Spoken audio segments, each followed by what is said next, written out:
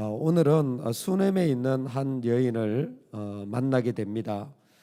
블레셋과의 경계에 있는 지역으로 참 이방과 그리고 자기 영역이 이렇게 왔다 갔다 하는 그런 영역입니다. 실제로 이런 이 수넴 땅을 굴곡의 땅이라고 불려질 만큼 이렇게 삶의 자리가 쉽지 않았던 일들이 많이 일어났던 곳이죠. 거기에 한 여인이 엘리사가 늘 지나가는 것을 보며 그 여인이 음식을 하여서 엘리사를 먹이게 되고, 그리고 또 어느 날은 남편에게 말아서 집에다가 방을 하나 마련하게 하고는, 그리고는 침상과 책상과 그리고 촛대까지 들여놓고는 그곳에서 쉴 수 있도록 배려하는 장면입니다.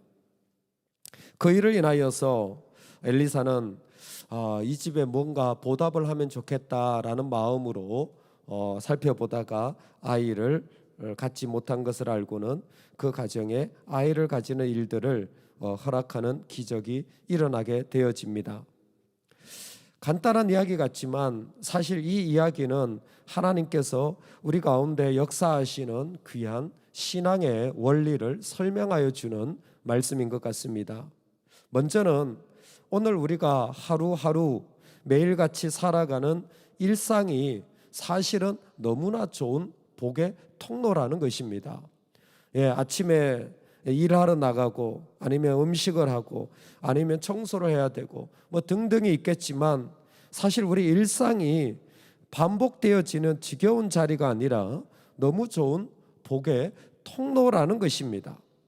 대표적으로 여인에게 음식하는 것은 정말 매일같이 해야 되는 밥상 차리는 일일 수도 있지만, 이 여인에게 그것이 환대라는 자리로 바뀌어지자 이 음식하는 것은 너무나 즐거운 자리가 되어졌을 것입니다.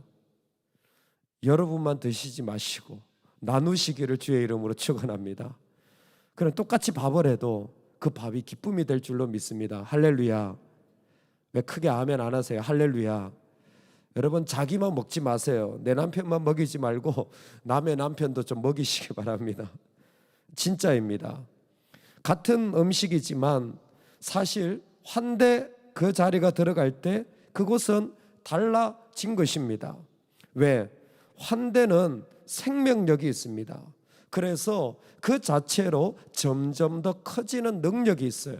그냥 음식을 해주었던 이 여인은 남편에게 집에다가 방을 하나 만들 정도로 어마어마하게 공사가 커졌습니다.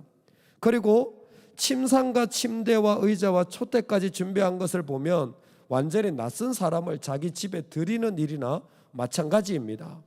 이렇게까지 할 수 있었던 것은 이 여인의 삶의 자리에 이미 영적인 생명력이 얼마나 컸는지를 드러내주는 단적인 모습입니다.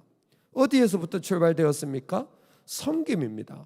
여러분, 섬김은 언제나 생명입니다. 섬김은 언제나 우리 영혼을 살게 하여 주는 가장 고도의 영적인 자리입니다. 우리가 너무 신앙생활을 잘못 배워가지고 교회에서 섬기는 것이 생명력이 없는 경우가 많은데, 그건 정말 잘못 배워서 그래요. 일만 해서 그래요. 그것이 얼마나 귀한 생명의 자리인지 모릅니다.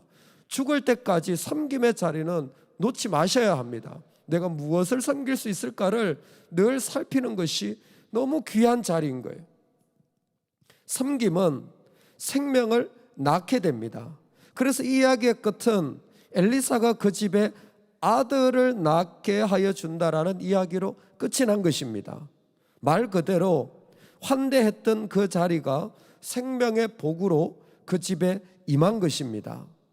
여러분, 우리 가정에 생명의 활력소가 있기를 원하신다면 여러분 정말 억지로라도 정말 내 삶의 자리를 섬김으로 더 가까운 자리에서부터 이어나가시면 좋겠습니다. 두 번째로, 여인이 섬겼다면 엘리사 역시 참으로 많은 사역을 했던 것 같습니다. 여인에게 부탁을 했죠. 혹시 뭐 필요한 거 없느냐? 내가 여기에 관리들이나 사령관이나 당신이 필요하다면 내가 말해줄 수 있다. 즉 이미 엘리사는 그 지역의 유지들과도 상당히 많은 공적인 업무들을 같이 해나가고 이루어 나가는 그런 자리에 있었다라는 것이죠. 그런 것들을 같이 행하고 있는 삶의 자리에 그는 여전히 살아가고 있었다라는 것입니다. 얼마든지 내 공적인 임무로 바쁠 수 있는 사람입니다. 그런데 일만 하지 마세요. 내가 해야 할 일만 하는 것만큼 어리석은 사람이 없습니다. 약간만 좀 걸음을 늦춰보세요. 그러면 내가 해야 할 일만 하는 것이 아니라 그 사람의 피로도 보이는 겁니다. 엘리사 정도 된 선지자라면 뭐 밥 먹고 그냥 갈 수도 있는 거 아니겠습니까? 얼마나 하루가 일정이 바쁘겠습니까? 그런데 이 여인에게 물어보는 거죠. 뭐 필요한 거 없습니까? 그랬더니 여인이 나는 내 백성 중에 거주하나이다. 이 표현이 뭐냐면 다른 사람들이 다 먹고 살듯이 저도 그냥 그렇게 별 어려움 없이 지내고 있습니다. 염려하지 마세요라는 그런 의미가 되어질 것입니다.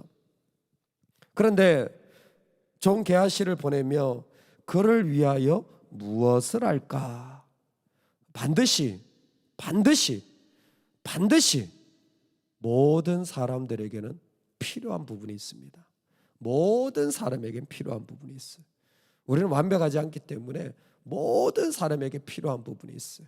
그 필요한 부분을 살피는 사람이 참 지혜로운 사람인 거예요. 내 해야 할 일만 하는 것이 아니라 누군가 필요한 것을 살피고 나아가는 그 모습이 바로 그를 위하여 무엇을 할까라는 말입니다. 이 일을 통하여 그 가정에 가장 필요했던 그 아이가 없는 아픔을 알게 되었고, 그리고 그 피로를 하나님 앞에 채울 수 있게 되었습니다. 수넴 여인의 이야기는 이와 같이 해피엔딩으로 끝납니다. 물론 이 아이가 다시 죽게 돼요. 또 살아납니다. 그게 뒤이어져요. 그런데 8장에 보면 이 수넴 여인의 이야기가 다시 등장합니다. 엘리사의 말대로 블레셋에 7년을 거주하게 되어집니다. 이 가정에 어려움이 있을 거니까 블레셋으로 가라고 해서 7년을 거주하게 됩니다. 그때에 이 여인의 중심이 그대로 나오는데 바로 엘리사의 말대로라는 것입니다. 여인이 음식을 준비하면서부터 사실 그 밤까지 준비했던 이런 환대는 원래 잘 섬기는 사람이 아니라는 겁니다. 섬김 자체가 그 사람이 가지고 있는 달란트에 있지 않다라는 거예요. 따라합시다. 나는 아버지가 하라는 대로 합니다. 아버지가 하라는 대로 합니다. 여러분, 아버지가 하라는 대로 하실 수 있는 사람입니까? 아유, 내가 뭐 바쁜데, 아유, 내가 뭐 저런 것까지 오지랖 넓게, 혹시 그런 생각, 인간적인 생각을 많이 하시진 않습니까? 아버지가 하라는 대로 하는 중심이 사실은 이 생명을 낳는 결론이 되어진 거예요. 처음부터 아들 얻고자 한 것이 아닙니다. 그러면 욕심이죠. 그런데 엘리사의 말대로라는 것은 이 여인이 하나님이 기뻐하시는 그 마음을 신락 같은 자기가 가지고 있는 작은 것을 따라갔던 겁니다. 아버지가 하라는 대로 38년 된 병자를 고쳤습니다. 왜 이 사람을 고치냐? 예수님의 대답은 하나입니다. 아버지가 하라는 대로 했을 뿐이다. 12제자를 택합니다. 기도했죠.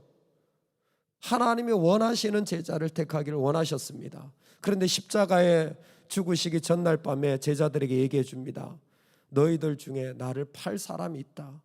그런데도 불구하고 내가 너희들을 택한 이유는 뭐예요? 아버지가 하라는 대로 했을 뿐이다. 내가 아버지가 하라는 대로 하면서 나를 배신할 걸 압니다. 나를 찌를 걸 알아요. 그런데 뭐예요? 아버지가 하라는 대로 하시는 것입니다. 심지어 내게 주신 것은 다 아버지로부터 온 것인 줄을 알게 하려. 예수님이 기적을 행하시고 사람을 살리는 일들은 다 아버지로부터 왔다라는 거예요. 요한복음 5장은 충격적입니다. 내가 아무것도 스스로 할 수 없노라. 예수님은 아무것도 스스로 하실 수 없다라는 거예요. 여러분 이 말씀 어떻게 이해할까요? 예수님은 100% 아버지가 하라는 대로 하셨다라는 겁니다. 그러니까 신앙을 방법으로 생각한다면 완전 착각이에요. 무슨 프로그램이 교회를 부흥한다? 완전 착각이에요. 어떤 직분이, 어떤 훈련이, 어떤 나이가, 어떤 달란트가 내가 섬길 자리를 선택한다? 완전 착각이에요. 그런 사람들이 세워지면 그것보다 더 힘든 게 없어요. 예수님은 리더이시기 전에 완벽한 추종자 팔로우셨던 거예요. 예수님은 완벽한 순종자셨던 겁니다. 예수님 스스로 내가 왜 일을 하냐면 나는 완전한 순종일 뿐이라는 거예요. 그게 나는 아무것도 스스로 할 수 없다라는 것의 고백인 것입니다. 아버지가 하라는 대로 했을 뿐이라는 거예요. 십자가의 죽음조차 아버지가 기뻐하시기 때문에 그 자리에 간 거예요. 여러분, 그게 우리의 길인 거예요. 완전한 순종을 이룰 수 있는 사람, 그 사람이 진짜 제목이에요. 그 사람이 진짜 리더예요. 어떤 일이 이루어지고 안 이루어지고는 여기에서 다 구별이 돼요. 순종이 완전히 되는 사람은 하나님이 어떻게든 길을 열어주세요. 그런데 아무리 능력이 있어도 하나님 길을 열어주시지 않는 건 한 가지입니다. 그 사람 세워봤자 하나님 나라 덕이 안 되기 때문에. 그래서 하나님이 우리를 이 땅 가운데 세우실 때 제일 중요한 덕목을 뭐로 부르셨습니까? 제자로 부르신 거예요.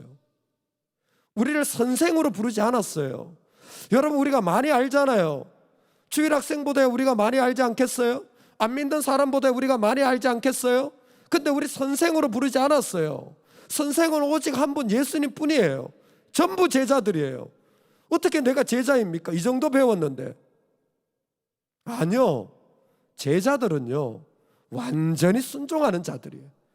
아버지가 하라는 대로 하기로 결단한 자들입니다. 우리 선생님이 그러셨기 때문에, 우리 예수님이 그러셨기 때문이에요. 그래서 오늘 우리가 하는 섬김의 자리는 뭡니까? 사실 그 안에는 이런 내면이 있는 거예요. 나는 아버지가 하라는 대로, 아버지가 기뻐하실 거니까 했을 뿐인 거예요. 그게 그의 삶에 그대로 이어졌던 것입니다. 음식을 준비하면서 침상과 책상과 의자와 촛대를 준비하면서 그의 마음에는 아버지가 하시려는 일을 그저 순종한 것이 그녀의 삶에 이루어졌던 것입니다. 사랑하는 여러분, 오늘 우리의 삶에 그와 같은 일들이 이루어지는 은혜가 있기를 소망합니다. 아버지가 기뻐하는 것을 우리도 기뻐하며 함께 나눌 수 있기를 소망합니다. 특별히 이 시대에 하나님 앞에 세워져야 할 다음 세대들이 일으켜지고 또 일으켜지는 일들에 우리의 마음이 더 일으켜지면 좋겠어요. 이제 아이들을 데리고 수련회를 하려고 하는데 벌써 청년들은 경비 걱정을 하더라고요. 제가 그랬어요. 염려하지 마라. 돈 걱정하지 말고 일단 결단부터 해라. 그게 신앙의 방법이다. 돈 생각하고 했다간 너 평생 아무것도 못한다. 지금부터 결단해라. 하나님이 다 인도해 주신다. 믿으십니까? 아멘, 아멘. 그거 가지고 해야죠. 아이들을 보니까 점점 많이 간대요. 밥 한 끼라도 누가 사줄 줄로 믿습니다. 할렐루야. 뭐 밥 사주겠지 뭐. 설마 애들 굶기겠어? 아니면 따라와서 밥을 해주시든지. 얼마나 곳곳에 필요한 자리가 있는지 모릅니다. 근데 핵심은 하나예요. 그 안에 생명이 일어나기를 원하는 겁니다. 여러분, 생명이 어떻게 일어납니까? 믿으라 그래서 일어납니까? 아니요. 환대, 섬김에서부터 일어나는 거예요. 거기가 출발입니다. 그 출발은 어디서부터 옵니까? 아버지가 하라는 대로 하는 삶의 중심을 가진 자들을 통하여 일어나게 될 줄로 믿습니다. 이 은혜가 우리 가운데 가득하기를 간절히 소망합니다. 아멘. 같이 한번 기도하겠습니다.